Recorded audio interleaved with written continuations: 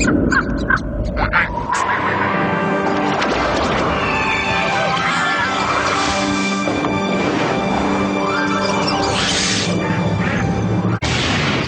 time! Come on, grab your friends. We'll go to very distant lands.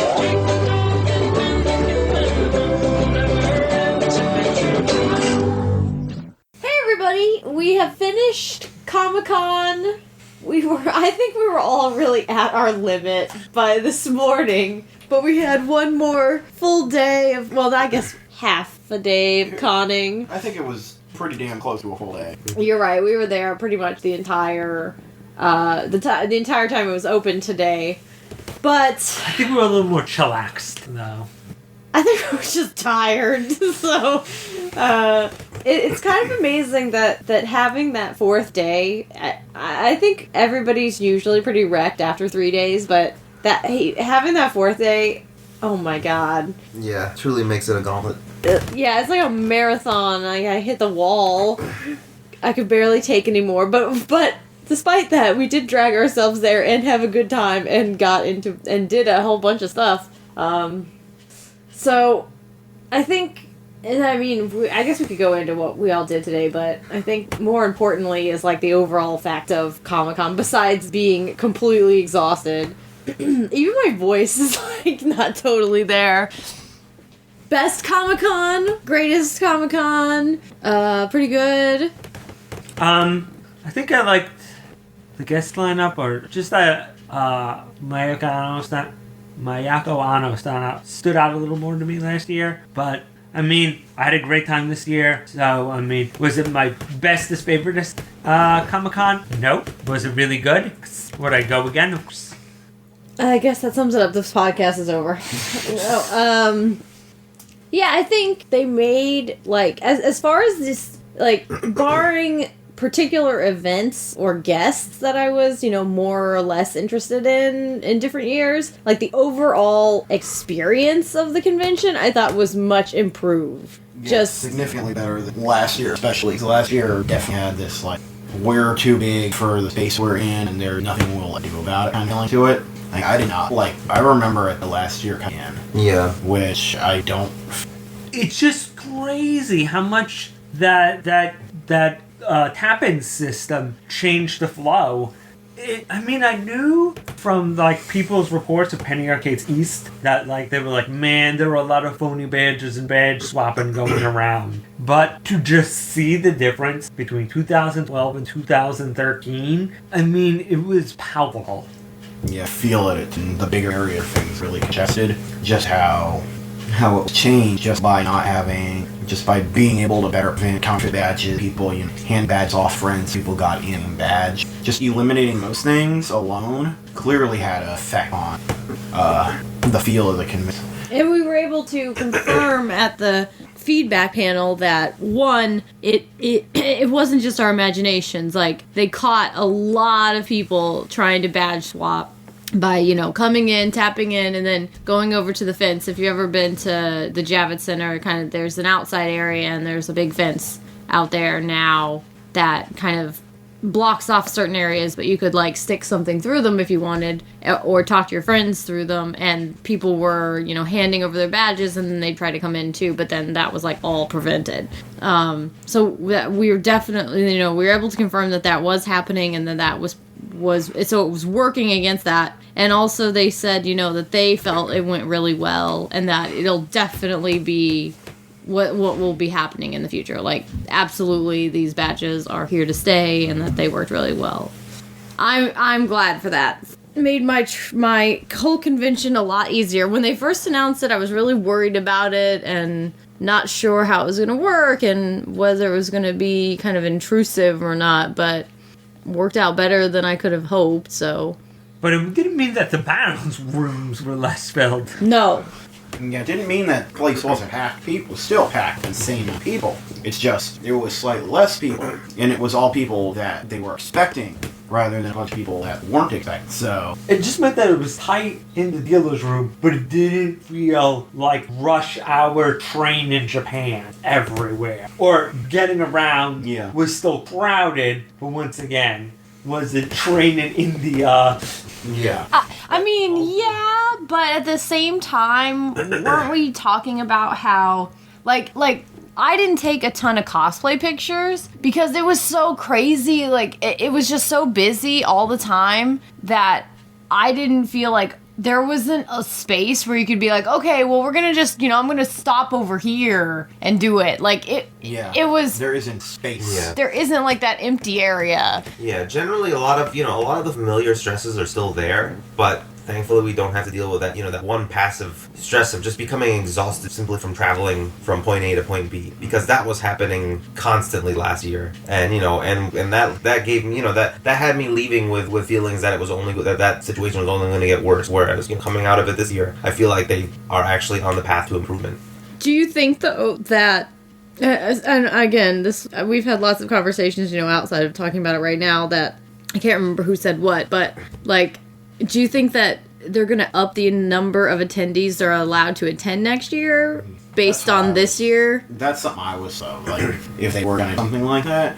There's a part of me that says they might, but there's also a part of me that says their current cap is based on what Fire Marshal does. I mean, like, regardless of how many people are sneaking in, they have a general expectation of how many people they can have in. So I wonder if they will try to up their caps. They might try to up them a little bit. Once they have every bit of space available and there isn't any used areas, blocked off areas, like the area where the press lounge is right now, once all of that's open, then it's like they will have the absolute max capacity of that building and whatever that is on the stuff they have in there. Exit hall, because I'm sure specifically can have. And that's what they're going to do. They're going to have as many people in there as they can have at this point, I figure. What else? You got to go up.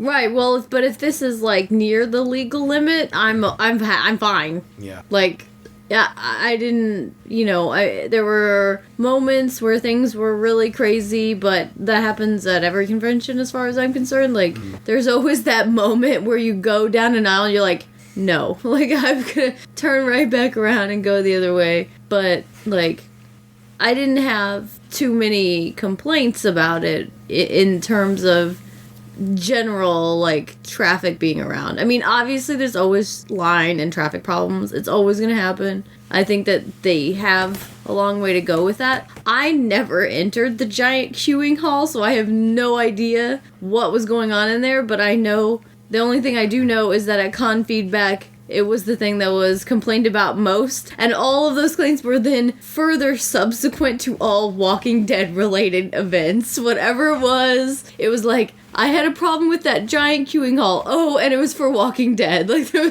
those two things seem to go hand in hand. It was never like, I had a huge problem with that queuing hall as I was on my way to the Power Rangers panel. No. Yeah. Yeah, it was all Walking Dead, but I mean, that queuing hall, it's just like, they're trying to make it not suck, but it still sucks, and there's not really much around. You need to have a place to line people up for this giant hall where they're going to have thousands of people watch Walking Dead or whatever. And what do you do with that point? You have to have somewhere for them to go. They want a giant room. They have a couple TVs there, like 2 now, and hopefully they expand it and have better sense so that, no matter where you are in the line, watch the pants into every joy stuff while you're for whatever it is that you're trying to go.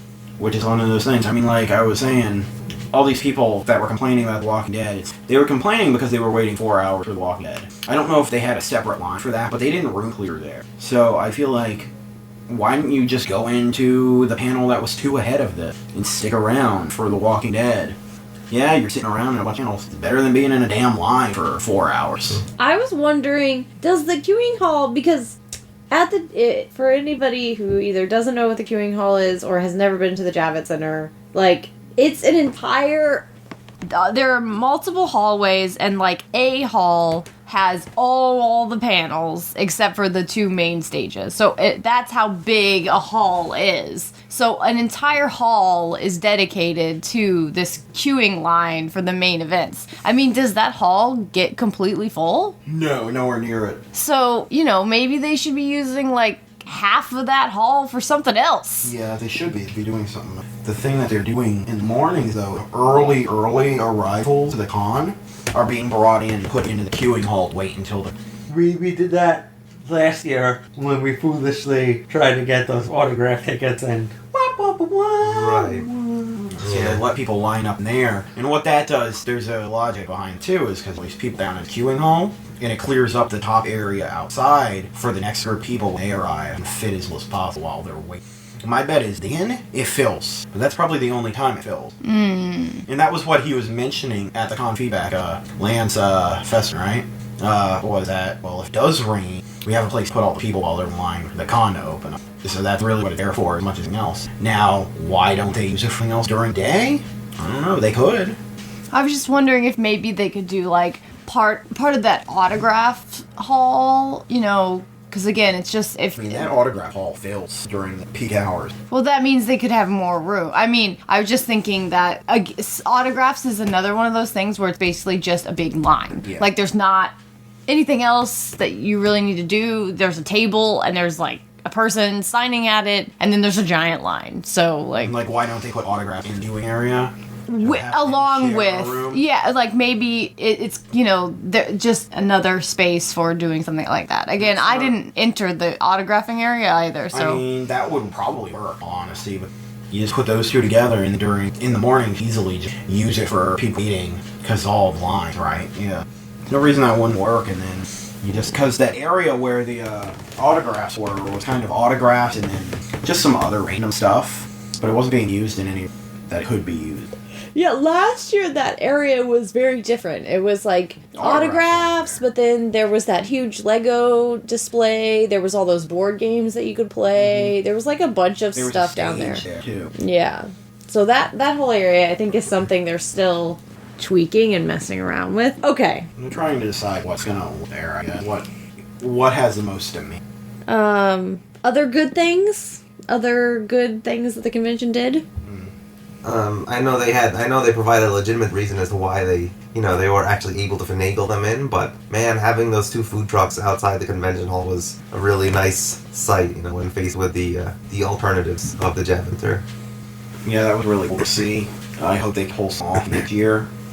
Continue to have that available, because it's not a bad thing. I'd like to, you know, more stuff kind of crop up along the streets. There's a lot of, like, just empty shops along there that easily just be, like, makeshift stores. And yeah. If a company want to do something, I'd like to see them do it. Why not? Yeah, I think this may have been mentioned before, but the area around the direct area around the Javenter is quite desolate. Yeah, so, yeah, try and make it not suck as much. I just keep expecting some guy with bottles on his fingers to be like, "Warriors, come out to play!"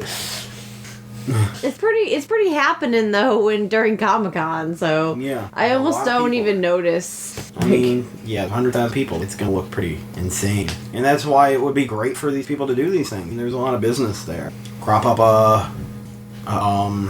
a pizza parlor. One that actually serves pizza. One that serves pizza even. And you'll probably be pretty popular for the weekend. You sell so many dollar slices, it would be criminal. Oh yeah, exactly. if they got those two brothers guys there, Yeah, it would be a godsend. You'd be selling so much pizza, you wouldn't know what to do. Just make more. That's what you get. Yeah, that's right. That's what you do. Just keep making it. Yeah. So I mean, that was really great. Other things were really great. Okay, what was it? Let's go down the list. What was everybody's favorite guest that saw this weekend? Ooh, Cookie Monster. I'm gonna say J. Michael Straczynski. I thought he was unexpectedly awesome. I really liked him from Babylon 5 and some of his other work. But to actually hear him speak, he was a bit sarcastic, but really friendly. And he's really fun. Told some really hysterical stories, some inspiring stories, and some really kind of sorrowful and emotional stories. So I think I don't want to steal some other people's answers, but for guess who surprised me for how much I thought, I'll go in and see how it is. He really surprised me by just being super duper awesome. I mean, for me, it was the guest I was expecting, and that was Kazuo Koike, because he was really funny. Just seemed not the shit. And just very happy the door was online. I don't think it's just that it seemed that way. That was actually how he felt. Yes, that was how he felt. And it was awesome because he just did that. Like, I'm going to talk about what I care about. I'm going to answer things honestly, not politically. And it's really cool because you don't get a lot of the Japanese guests that are at that level where they're comfortable actually saying what they how they actually feel about things and not doing political dance around. But when you're a guy like Kazuo Koike, you can do it. I feel like that's, I mean, I've said this on previous podcasts, but I feel like that's the saddest part about these old Japanese guests, that a lot of people like, oh, they're old and they old the old stuff, so I don't care about them. But they are just the most straight up gangster. Yeah. They just don't give any flack. They're just like, here, you want to know the real deal? Here it is. Yeah, and they simply have such a wealth of stories to tell people that, you know, that you wouldn't be able to hear in a more, you know, like more formal. Well, it's the formal, but it's also like you're getting these older guests that can do that. But with Japanese guests, if it's someone younger who is still, you know, trying to get work, who think creatively, they're gonna be a lot more political about everything they say. They're never gonna try and rock the boat. Like there was one of the guys out there who was a young manga artist, was asked, so how do you feel about the manga industry? He's like, or what would you change about the manga industry? His answer was, I wouldn't change anything. I think it's great how it is. And like, sure you do. I'm sure you actually think that. So, but, you know, someone like Kazuo Koike can go and just say whatever the heck is on his mind. Because he's Kazuo Koike. So if you want to say, this guy blows, and they should change this, and these people should be paid more money, these people should be cut out of the equation, he will just, boom, there it is, drop the mic. Or he can be invited for a specific project and specifically shit on in the middle. You and it's Oh, yeah. I don't like collaboration. I like working by myself. Yeah. You know this whole thing's about collaboration on people, right? Yeah. He didn't know that. He thought it was like all He him. knew and he didn't care. That's most likely. Yeah. But having him and Maruyama just, you know, just in that laid back fashion, just pretty much saying whatever was there on their mind there. I only wish that part of the panel had gone on for longer. Mm-hmm. I could easily sit through an hour or two of that. Who was your favorite guy? I have to agree with you on that. With Koike, I mean, because that came as a surprise to me. Like I am a fan of some of his works, but I don't know much about the man himself. So this was my first experience learning about him, and I was pleasantly surprised. I mean, you know, there were other guests that that I enjoyed who did things that I expected. You know, we had today we had a Adventure Time panel, and we got to hear from Pendleton Ward and you know some of the other voice actors from the show. You know, just the usual funny stuff and influences that you'd expect, but yeah, but because Koike was just, you know, surprised me, I have to say that left a greater impact on me. He also has one of those great, like, old Japanese, like, wise words, which is pretty cool. And so, favorite panels, everybody?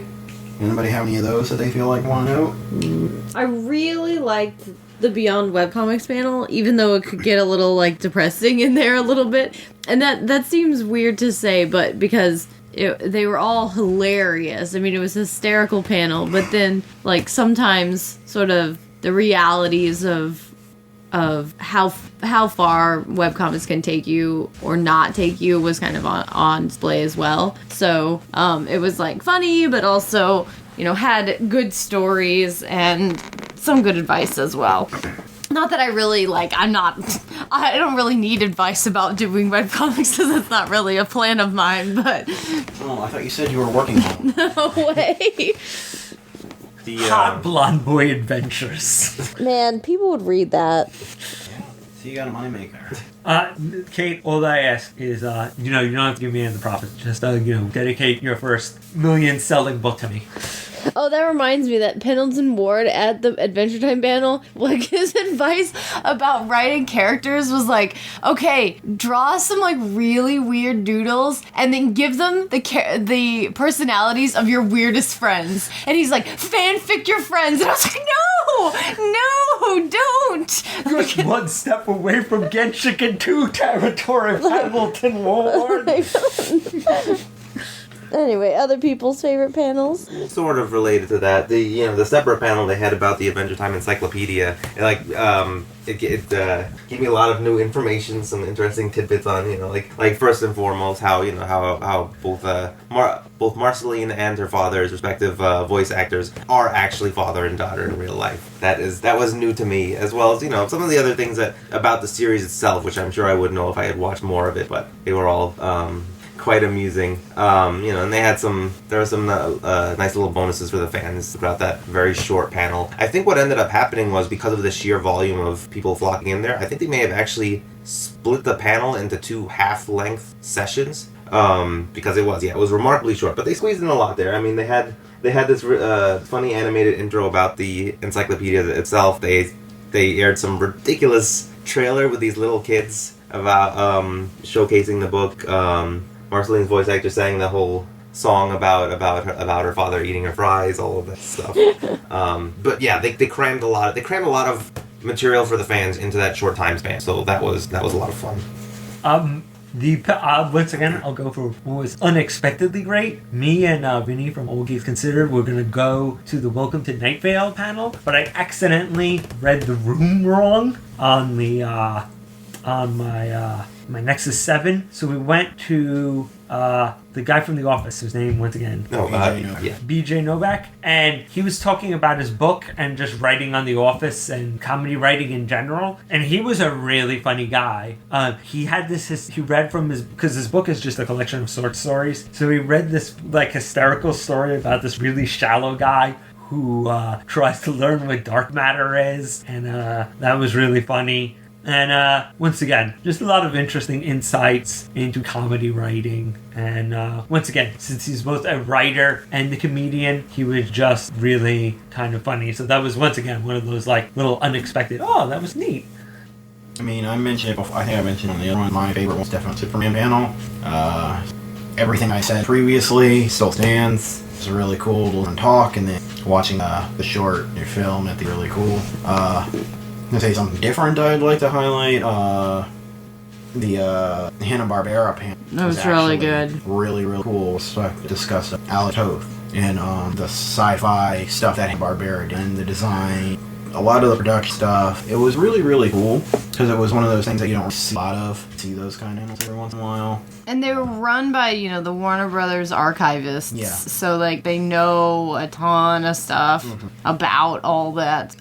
Pretty much anything, you could really ask them about those series. They could tell you a lot about them, and they had good stories and things like that. So I kind of wish I had gone, because I missed the Friday signing for the Adventure Time book from my brother, but they had another Warner archive about, forgotten heroes on Sunday, and I just was like, it's just interesting to see what kind of superheroes were big that just haven't had the legacy of a Batman or a Superman, but were big in their time. That seemed like a really cool panel. I just unfortunately didn't get around to seeing. But I would recommend if anybody goes to Comic-Con, these guys are there every year. And they do different stuff every year. So if you see a Warner Brother archivist thing, it's totally worth going to.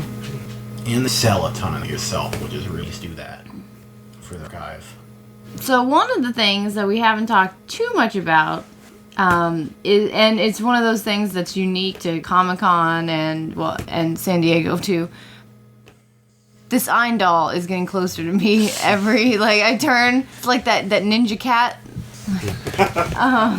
But it's one of those things that's kind of unique to Comic-Con and not something you really get to do at anime cons. Is you get tons of free stuff at every panel, not every panel, sorry. You get tons of free stuff on the show floor. Everybody's got some sort of little giveaway. Not always the greatest thing you've ever gotten. Sometimes it's just a postcard or whatever. But there is a lot of stuff to get and see on the show floor. So I was wondering, what everybody picked up that they liked. Just to further remark on that, there's definitely a big difference this year from last year with the amount of free trinkets and whatnot that we received. I mean, granted, a lot of that stuff we got, it was cool back then, and then, a couple of months later, maybe it didn't see that much use. I mean, I at the time, I liked getting, those multiple little flashy Wraith necklace things from the Capcom booth, and they also gave me about a bajillion posters. And Ubisoft traditionally, their booths, they're always showing the latest Assassin's Creed. You'd usually expect some inflatable weapons. None of those big random physical objects were around this year. Yeah, nothing super elaborate. Yeah.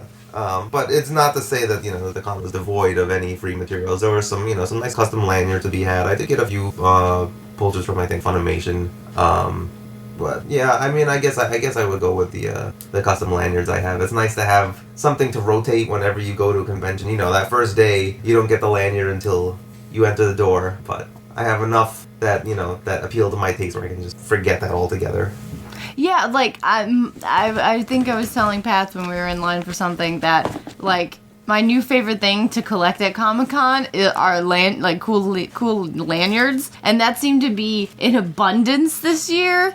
Every other industry booth had some kind of lanyard. Sometimes they were free, sometimes you had to like play a game or whatever to get them. But I mean, I saw so many, and then also I saw so many people wearing ones that I hadn't seen, and I was like, wait, did they get that here, or did they get that at another con and they're wearing it here? So that was something I also really, really liked and had fun with, trying to like go around and get different ones and then wear different ones different days. So Yeah, I do feel like there was just less stuff. I mean, I didn't even go away, and there were free t-shirts, but I didn't go away with any free t-shirts, whereas I think we all came away with 2 or 3 last year. that's a good point. But it's one of those things where, like, I got less free stuff, but I feel like all the free stuff I got, I'm going to keep. Like Shad said, it sometimes felt like, okay, well, I have all this free crap, and then I take it home, and I'm like, what am I gonna do with all this? I don't want it. Like, I don't really want it anymore. And honestly, the last few years on the show floor, the insane mob of I'm going to grab all the free crap on Sunday was some of the worst, like, scariest trampling almost I've ever seen. Remember when they had that huge crate of stuff in the bags with the gum in it? And it was just like, it was like someone dropped a crate in the middle of a quarantine zone that was the only food for like 2 weeks. I mean, Mothers pushing their children out of the way and then punching them in the face for good measure. I saw a dude with 10 of those bags just like grab them all and was like running around with them, and I was like, there's like a pack of cards and some gum in these bags, guys. There's not gold bars. I was like, what is going on? Like, so in a way, it's like somehow maybe also the industry booths just realized that like they could give away less crazy stuff that didn't cost them as much, and people would still be okay, because most of the time you end up getting rid of all this free crap anyway. Yeah. I mean, I don't tend to grab a lot of it to begin with, just because I don't want all that free crap that's thrown away in the end. But, I do miss... I could have used some more inflatable weapons for myself. Absolutely. But, I mean... Yeah, I don't think there was anything like that at all. Those things, like, seem to come in waves. So, like, the inflatable weapons were a thing for a little while. For a while, it was those masks and Dragon Ball Z hair. Those were really popular for a while. I did enjoy seeing all the armor people made from those. Yeah. I like lanyards. I like, the flashlights and keychains. I tend to grab keychains a lot. They're around. I wish some of those. It's just, I wonder if it just changes based on what... My favorite thing, though, was when I played the Phoenix Wright demo, they gave me a actually a really big, cool Phoenix Wright cell phone strap that was really awesome. And when I bought stuff from Good Smile, they gave me a nice red Good Smile bag. Big without being that darn, what do you call it? Oh, that's right, yeah. The We Love Fine booth always hands out those ginormous bags, no matter what you buy. So yeah, I bought a t-shirt from there for the first time, and they gave me this like psychedelic looking bag with a I guess it's a gnome vomiting rainbows. I thought it was pretty funny, but I mean, It's like a 3-foot tall bag. I honestly, they're too big. I don't think I could carry that bag because it would be dragging on the ground. yeah. Like, Thankfully, I was tall enough that wasn't an issue, but then attempting to take advantage of the size of the bag proved to be my downfall on Thursday because, that bag ended up getting filled with many heavy books, and it took its toll. I'll be honest, like, if I bought something there and they handed me one, I would tell them. Because I just flat out don't want it. It's just too damn big. I get tired of carrying it. I guess you could use it for like laundry. Yeah. Yeah, I suppose. There you go. Well, I feel like the Good Smile bag is big, but it feels like this is about as big as I want a bag to be. Yeah. Oh. And you No can way. use that as a shopping bag. Yeah. Too big. True. I mean, at the same time, I got, my 10th vertical canvas bag. And they're great every year and come in very handy, especially for you. All I brought was a backpack, and now I have to go home a ton of stuff. So now I have a bag that will not fall apart. But you went in there with that mission. You were like, oh, I need a bag to bring home everything that I'm going to buy at Comic-Con. Go to the vertical booth and buy books and also get a bag. Like, Yeah, like I knew exactly what I was getting. So like, I know I needed books. I can always spend enough money at Vertical for a bag. So why not do that? What was the favorite? Now that we've talked about what is free, what was everybody's favorite cool thing that they spend way too much money on? Tears now form of both joy and regret. no, there is no regrets in this room. Okay. There's only good things. But Tears nonetheless. look, I don't regret spending all that money. I just can't believe that I spent all that money. Yeah. So, Yeah. This is difficult. This was definitely a buy all the things. Yes, they all have seen the evidence. Yeah, I mean, I'm going to be very happy with Transformers print I got once it's framed on my wall. And then that, I got plenty of books. I got, all of Sedona Knights that's out Vertical. That was pretty cool. It's nice. I think we can all agree that probably the best thing was $3. oh, yes. Yeah, It's definitely. the worst arcade ever for our valued customers. That also provided part of one of my favorite experiences of the convention, which was while we were just us waiting in line at the for the Zelda panel, because to the right of us there was that guy that I dubbed the Dream Crusher. We saw him a lot over the weekend. Yeah, we did, and he's good at his job. Shout out to the Dream Crusher. Well, just for reference, the Dream Crusher tells people when the line is full and there will be no more people that can go in the line. Yeah. Or he also, subsequently, the last time we saw him, was telling everyone to get out of the Javits Center. Yeah, I like that guy. He's my kind of people. He's like the Dreamweaver's Dicky brother. Dream Crusher, you're gonna make me cry through the night. So yeah, he was sending people off. Something else was going on the other side, and meanwhile, Kate's reading some choice pages from that book, and we were just cracking up because we're just imagining these terrible arcade machines. That was a good purchase.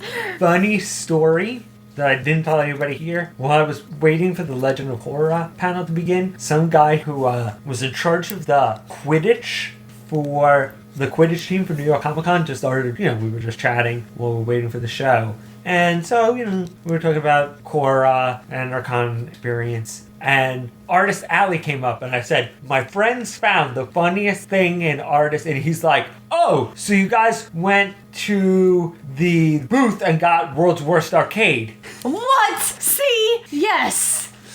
And I was like, what do you call it? 25 cents? And we just started trading machines that we liked. It was truly an ingenious product. It really was. I mean, I got other things from the Artist Alley that I really enjoyed, but I mean, that was that was good enough that I had to go and get my own copy as soon as I saw.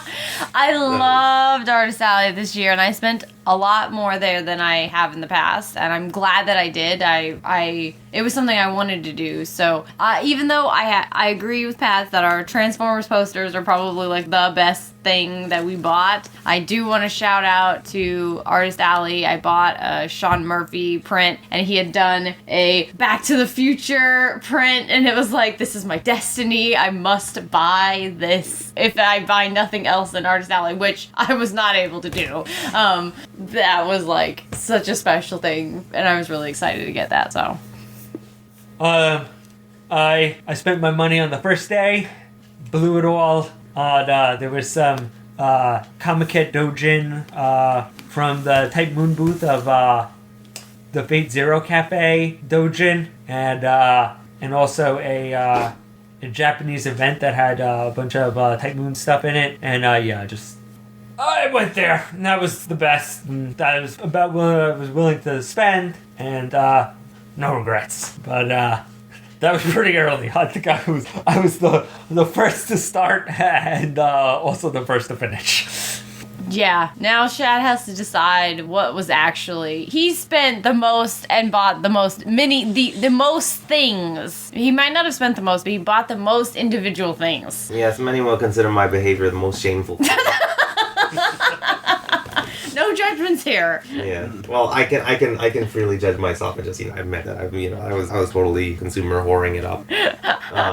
Yeah, I mean, I got a ton of books, which, I mean, you can ask any of these guys. I'm not the type that's known for buying a lot of books, but that's what happens because there are some just really funny ones, some really entertaining ones that I intend to get to. I ended up getting this wonderful, like, super light kind of beanbag. Some of the others can attest to, they had them out on that one section of the show floor. You fall into one of them and then you just never want to get up again. I sadly do not have the room for, like, the biggest model of it, so I settled with a mini, but I think it will be serving its purpose just fine around here. If there's nothing else, I mean, that would be a great addition for D&D night. Oh, yeah. Just don't fall asleep in it. You promises already know. made. Yeah, you already know. I'm the one who's supposed to fall asleep. Like, so you're picking the beanbag? Yeah. I gotta get that. You know what? I'll just say it. I'm not going to. I mean, whoever disagrees with that. Earlier today, as we on our line. While we were waiting online to get in, I was talking to Pat about how much It's no secret to anyone here that I'm obsessed with Attack on Titan. I was joking with them how it would be cool if they took that design for their cloaks and just made a hoodie, which was same color, had the same emblem, but now served a functional purpose. And today's lesson was that I should just keep my mouth shut when I'm talking about merchandise, because in this day and age, somebody is listening. The gods of shameful spending are listening, and then just throw that right out because maybe just a couple of hours later, there it was, and it is now in my possession. And it was cold this evening, so it all worked out. So you actually had to buy it. I mean, because if you hadn't, you would have been cold. And that would have been really bad. It's just like Otakon, like they're like the right hoodie found me at the right time. Okay, any other final... I think everybody's going to be back next year. Does that seem like the obvious? I can't, unless, some horrible, unforeseen circumstance, hand to all that's good that doesn't happen. I can't see why I wouldn't. Yeah. You're the more wild card, because... I like a win of conventions. You do. We were discussing that earlier. Yeah. I feel like I add one ever. Yeah, it's gonna be worse after a while. But I don't see why I would come back at this point. Do we know when the next Probably about some time. Comic-Con is officially? No, I don't think if they announce that it was... Yeah, if they want to hold it again right before Columbus Day, they can feel free to do so because that is great timing. Excellent, yeah, excellent. I was really impressed with New York Comic Con this year. I think they made a lot of strides from last year, and going to the con feedback, I feel pretty confident that they can fix some of their problems. And I really hope they implement that no stopping zones. Because, people are going to stop there, but if someone's there to shoo them away, or at least, prevent them from stopping for more than a few seconds, so it doesn't become, a 5-minute photo shoot right in front of the up escalator or the down escalator. Yeah, at the end of the escalator, right as you're supposed to get awful. People, the worst place on earth, do it all the time. At the very least, if the markings are just out in the open and, totally clear there for everyone to see, I think that's justification for us to take the law into our own hands. And, it was awesome having practically 2 main events. Like, we had a main event stage and then another really, really huge stage area. So, and that seemed... They said definitely that will happen again. Like, that went well. They're doing it. So, I think... If you maybe went to Comic-Con last year and didn't have a good time, maybe try it again, because it was like a vastly different con almost this year. Agreed. Unless you're like, oh, no, crowds are crowds. If you can't stand... If, Otakon is too much for you. Yeah. You're going to have that. Right, yeah. So keep that in mind, but if you felt like, you wanted... that experience, but it just got out of hand and it was not under control last year. I think that changed a lot this year.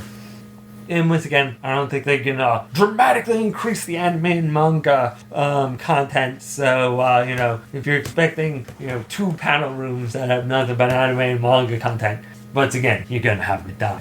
But there was a ton of screenings for anime, and there was a lot of anime merch on the show floor, and a lot of, almost all the big companies were there, so. Your rare find was Legend of the Galactic Heroes figures. tiny figures, people, not like lovely Why not? statues. Yeah. So, but yeah. So, yay! New York Comic Con 2013. One very, very good year. One very tired year. I'm going to go to sleep now. Yeah. Good night, everybody. Good night. I was there at the dawn of the third age of mankind. It began in the Earth year 2257 with the founding of the last of the Babylon stations, located deep in neutral space. It was a port of call for refugees, smugglers, businessmen, diplomats, and travelers from 100 worlds. Be a dangerous place, but we accepted the risk because Babylon 5 was our last best hope for peace. Babylon 5 was a dream given for, the dream of a galaxy without war, and species from different worlds could live side by side in mutual respect. Babylon 5 was the last of the Babylon stations. This is its story. It feels, I think, for sure. The Anime Network. Oh man, Anime Network. So we can hear the angelic voices of the babe anime 24/7. I've like never even heard that term before. Yeah. That does sound like something AD would come up with. Yes, it That does. totally does. That's exactly what do. Oh, how did I take this out? I want my PDS. No. What was that? Crap, why was this here? What the hell? I thought this was I thought you figured it out.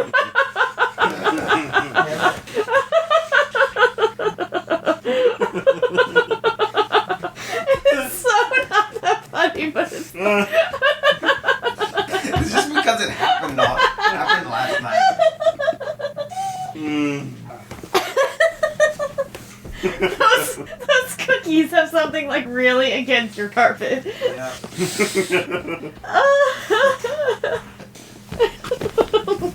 And I think I'm feeling giggly from Conan too. Are we recording? Yeah.